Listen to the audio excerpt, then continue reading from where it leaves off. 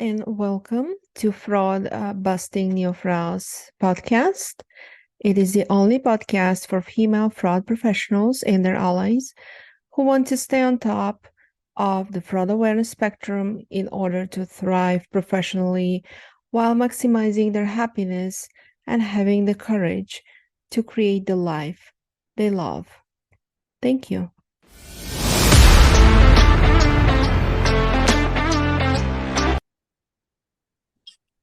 Hello, everyone. I'm Olga, and I'll be your host today. You're listening to the Neofraus podcast. For today's episode, we have a special guest.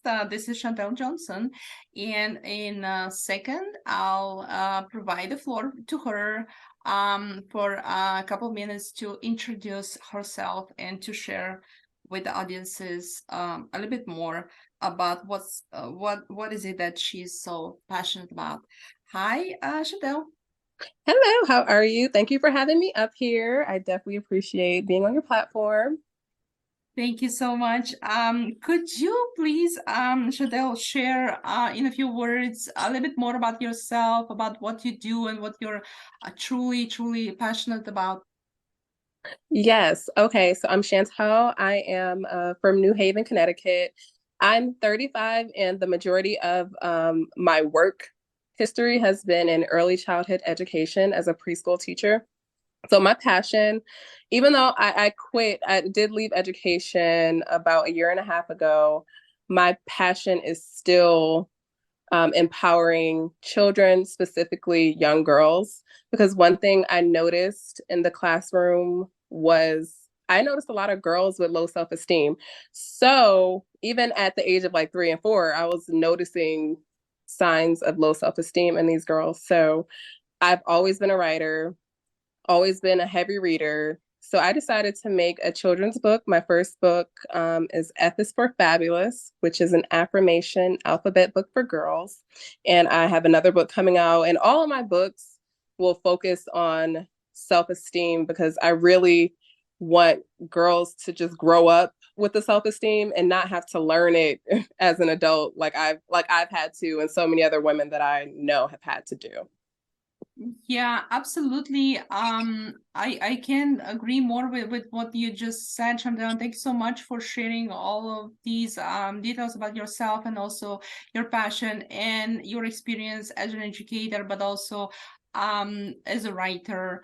I think your passion is so important, and I wish you lots of luck, lots of success, Thank lots of you. progress.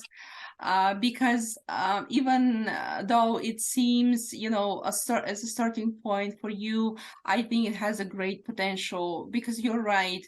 Women and girls, they might be lacking self-esteem, statistically speaking, as compared to men. And I think your work can be huge and have a good, great impact for the future. Yes, I agree, and thank you.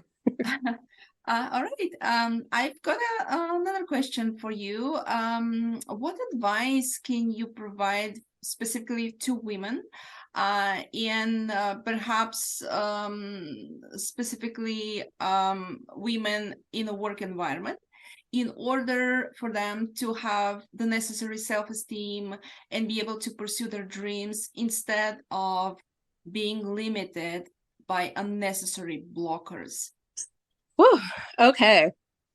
So for that one, it's a few things that I would say. One, so for me, I still do have a job, to pay my bills. I am a new author. My goal is to be a full-time author, and I actually am a screenwriter as well. So my goal is to eventually make enough money from my art to, provide my full living. So I have decentered my job life, and it kind of takes the background. Like, I know it pays my bills for the majority of the part for my life right now, but I look at it more as a side hustle, and I look at my writing more as my career now. So that's one thing that I can say for that.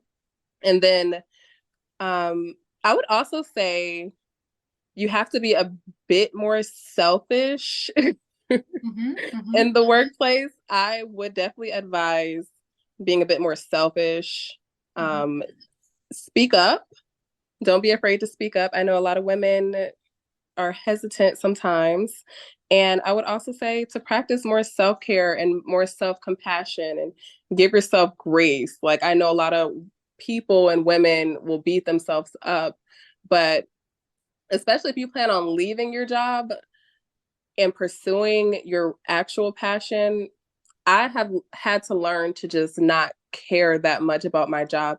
And I know there's like a big trend of quiet quitting, but I just can't give my job my all when I have to have my all for my actual career that I'm pursuing, which I'm actually passionate about, because I don't want to be burnt out and prolonging my projects, basically. Well, thanks so much, Chantel. I think your answer is very, very important, and I hope it can help all the audiences listening to this episode in order for them to figure out, their personal strategies. And so that is why I'd like to ask another question to you, and that is, what other strategies can you recommend to women in order for them to continue expressing themselves, never stopping, thriving in the urge to express themselves, express their talents, writing books maybe, or speaking at different meetings, like you just mentioned, or anything else, if you could share a little bit more about that. Yeah, okay. So networking. I think networking is a big part of what you will be doing. You have to. And unfortunately, some people are introverts. I think a lot of writers, even like myself, I can be an introvert. So it is kind of intimidating sometimes to put yourself out there. But I think you just have to do it. You have to network, and you'll be surprised at how receptive and supportive people are. And if you can't get out physically somewhere, the online space is Facebook groups. Like, we met on a Facebook group. Facebook groups are super helpful as well. I would also say you got to be disciplined, which is something that I have struggled with. So if you have to make a schedule, you got to make a schedule and stick to it, because it is so easy to put off what you want to do and just, like I said, go to work. But you have to have that energy. And sometimes you just don't have the energy, but you just have to have the consistency to, keep writing. I'm sorry, did you say for writing, to keep writing, or if it's something else, to keep doing that. And I would say you have to write. You actually just have to sit down and write, with the discipline. A lot of writers want to be writers, but they're not writing because it is intimidating, and I will give them that. But even if it's something that you don't even think is good, sometimes I just sit down and write and I'm like, this is trash. But then I come back to it and I'm like, oh, this wasn't that bad. We're so harsh. We can be so harsh to ourselves. But yeah, you have to actually write to be a writer. So yeah. Yeah, I think it's great advice, and I cannot agree more to what you just said. And thanks so much for advising the audiences about these, simple strategies, yet very, very important. And another question for you today would be, what advice to the audiences can you provide in order to keep the consistency in their dream chasing journey and never stopping to dream? Okay.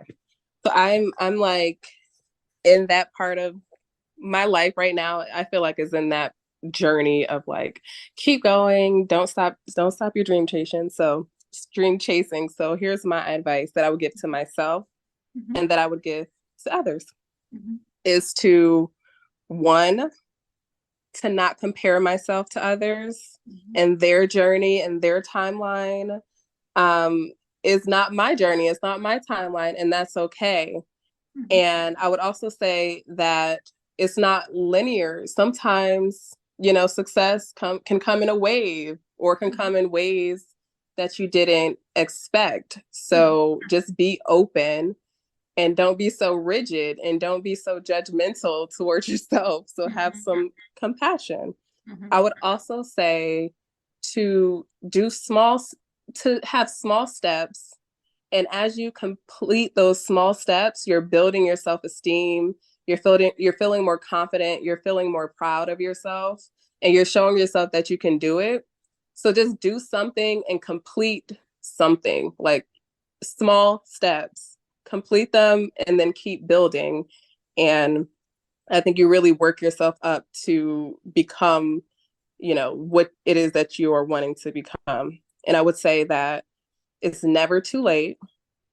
It's never too late to start over. It's never too late to try again. And if you fail, it's a learning lesson and you don't have to beat yourself up.